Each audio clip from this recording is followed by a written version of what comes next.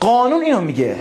اگر شما احساس شادی داشته باشید، اگر شما در تمام طول روز جوری به زندگی و به شرایط زندگی نگاه کنید که احساستون خوب باشه، امکان نداره شما اتفاقات بدی رو تجربه کنید.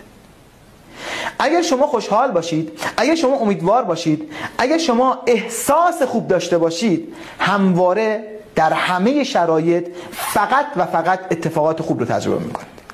و برعکسش اگر شما غمگین باشید، اگر شما افسرده باشید، اگر شما ناراحت باشید، اگر شما عصبانی باشید،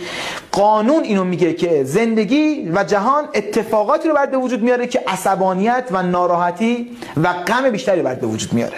در واقع وقتی که شما غمگین هستید، دارید یک فرکانس رو به جهان هستی ارسال میکنید که به جهان میگید من غم بیشتری رو میخوام، و جهان هم این فرکانس رو دریافت میکنه و غم بیشتر و ناراحتی بیشتر رو در واقع شرایط مختلف امبد میکنه، نهفته میکنه و وارد زندگی شما میکنه.